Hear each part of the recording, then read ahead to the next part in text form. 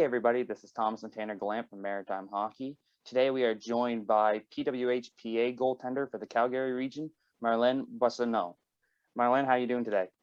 I'm good. How are you guys? Good, thanks. So you are a New Brunswick native, but where are you located right now?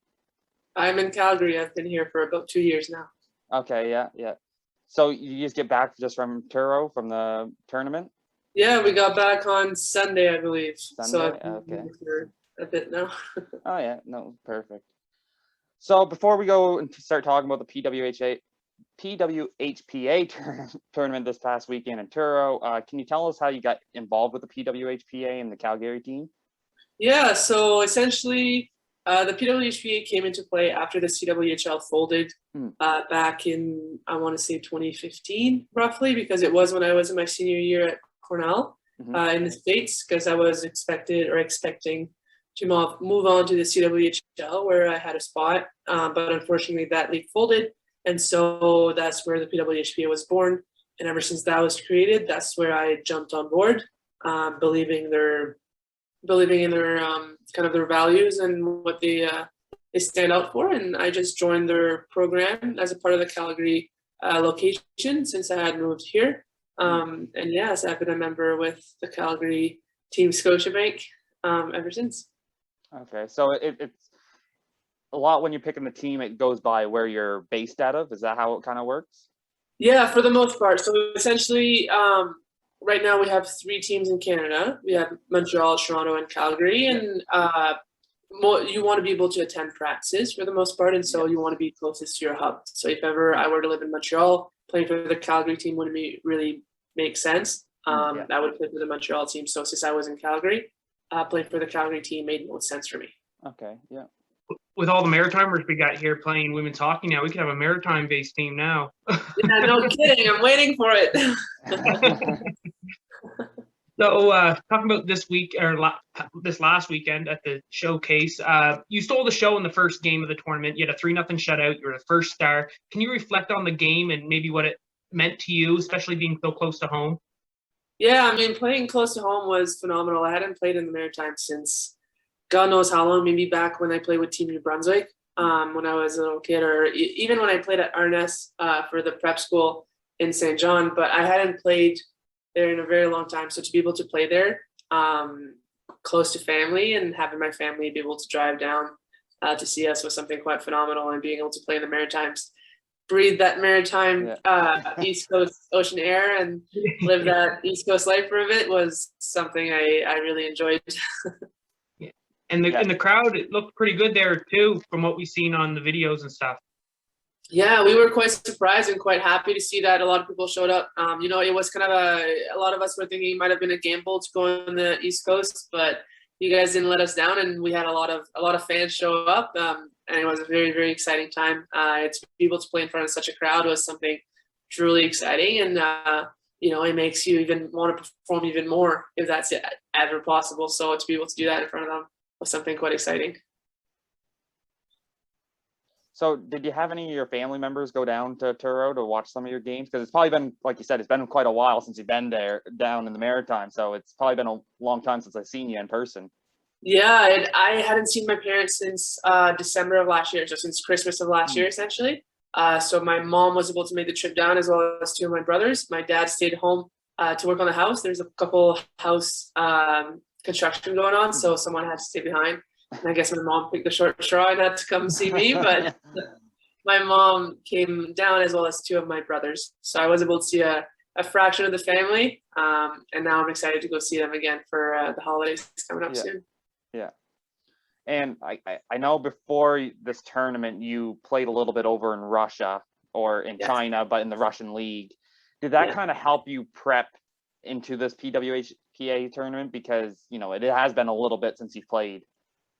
Yeah, no, that playing. I was playing for the Chinese team in Russia. So I went to Moscow and Sochi. Yeah. It's a little bit of a complicated one, but yeah. So I played there for a couple weeks. It definitely prepared, because at the end of the day, we don't have any games at all currently. So Truro was our first game to the PWHPA this year, and we don't have anything else till the early December, I believe. Yeah. So it's going to take a little bit before we have other games. So any games to me is something that I really enjoy having. It always prepares me for the next one. So being able to go out in Russia and play there certainly prepared me for this. Absolutely.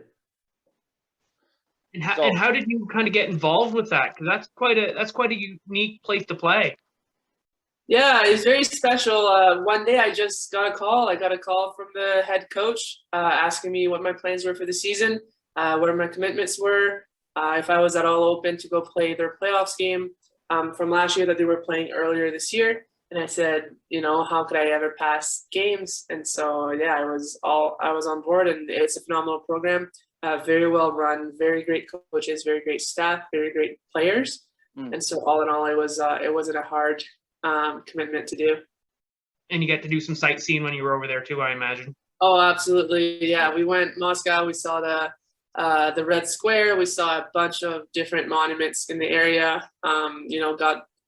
Got pretty knowledgeable of the culture, experienced it a little bit, and on our way back, we stopped in France, went to Paris for a couple of days. So we made a trip out of it, and we made it a really cool experience. But definitely the highlights of it was playing games, nonetheless. Yeah. And I know this past tournament here, you didn't play the second game. Right. Was that something that was expected? Like, did you know that going into the tournament, or is that kind of just sprung on you last minute? No, heading into the tournament, we knew. I mean, at the end of the day, we want everybody to be able to play. Yeah.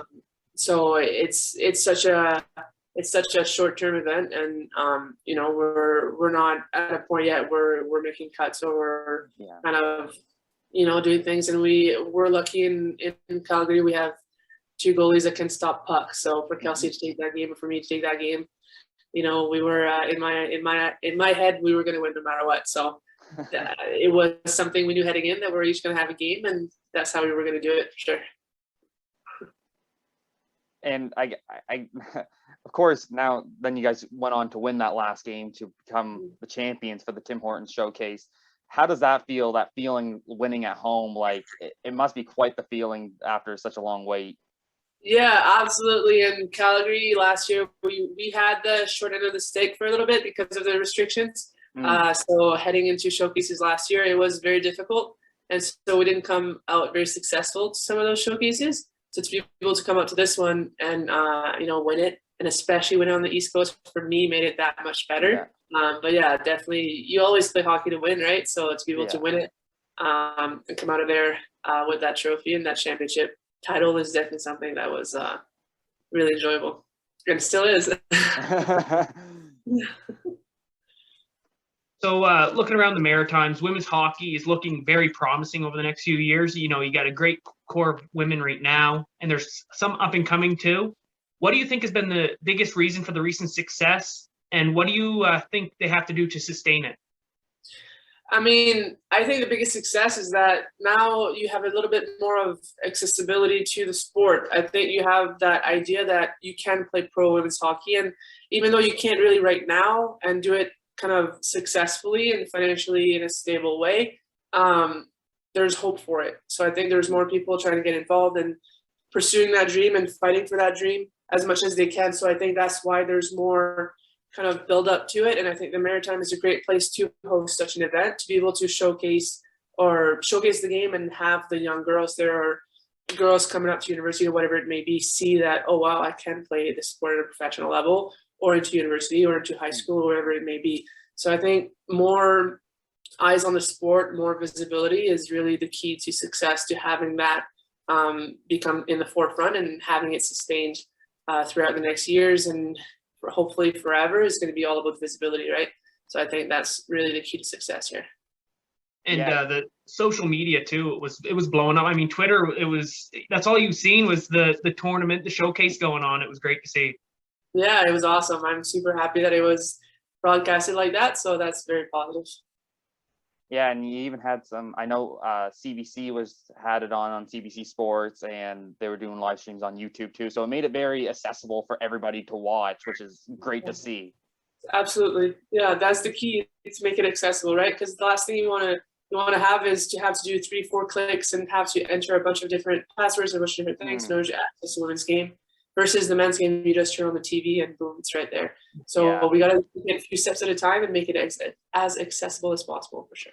Yeah, hopefully. You must still, sorry, you go ahead, Tanner. No, I was just going to say, hopefully someday we will be able to do like what we do with the men's hockey and just put it on the 100%. TV.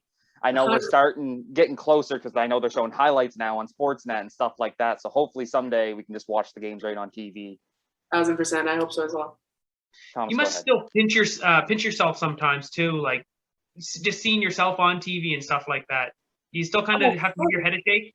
Of course, yeah. It's definitely something that I never take for granted, you know, to be able to do that and to be able to, even sometimes I have young girls come up to me and ask me questions and want to take pictures or want an autograph, and every time I'm in awe. Like I just see myself as someone who's having fun, someone who's playing hockey. Yeah. You know, I don't see myself as anything else. So to have the young girls come around, or this past weekend, a young girl asked me for my stick, and that to me was wow. Like, yeah, I just think that's super cool. So definitely there's a lot of wow moments and a lot of, I should pinch myself a moment because this is surreal, because at the end of the day, I'm just a girl playing the sport I love. That's all it is, really.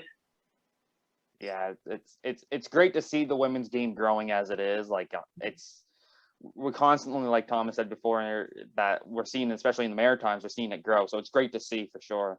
Yeah, absolutely.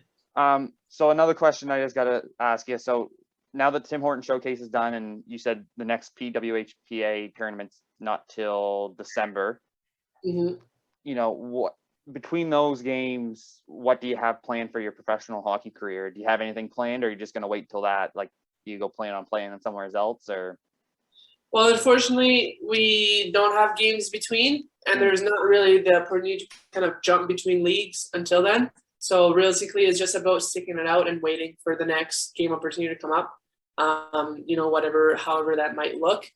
So until then, it's a bunch of practice, a bunch of training, and focusing on other areas of your life that you can manage and get ahead on or catch up on until those next games come around. So it's a waiting game a little bit, and it's unfortunate it has to be like that for professional season, but WHPA is still kind of building up, and next year is the official season that starts. This year is still kind of a showcase structure.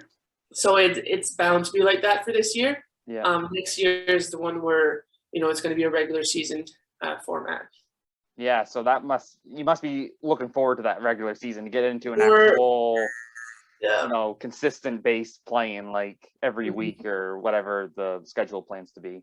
Yeah, more than you can imagine. It's that consistent playing is very, very crucial. So I'm waiting for it. Yeah, especially for a goaltender position. Like, I feel like it's a lot of like, you need that. Extra. Yeah, you need that game. You need those games, right? Because practice only gives you so much. That game structure, that game play is very different from practice. There's things you can't practice. So to be able to have those games is something very, very important for development, for sure. No. Well, I don't have any more questions, Thomas. Did you have anything else, or? Yeah, I got one more. I'm just wondering. I like hearing this from goaltenders. Who's your favorite goalie, like growing up, or who was your inspiration for goaltenders? For me, I really liked Martin Brodeur. Yeah. He was quite interesting because I'm one of those goalies who I don't have that classic cookie cutter way of playing. I like to, you know, do whatever it takes to stop the puck, however that looks. And I think Martin Brodeur was really all about that, making those weird, crazy saves and just being athletic in there and just being quite spectacular to watch. So he was the one that I looked up to for sure. And it wasn't very fun watching his game because you could only score about a goal or maybe two if you're lucky. Exactly. No, perfect. Thank you very much, Marlène. It's very appreciated for coming on. And like I said, I know you're probably very busy, so I didn't want to keep up too much of your time. We're excited to see the next showcase happen. I know it's right around the corner. So thank you very much for coming on, and I'm hoping you have a great day. Thank you. Thank you so much, guys. That was awesome. Thanks.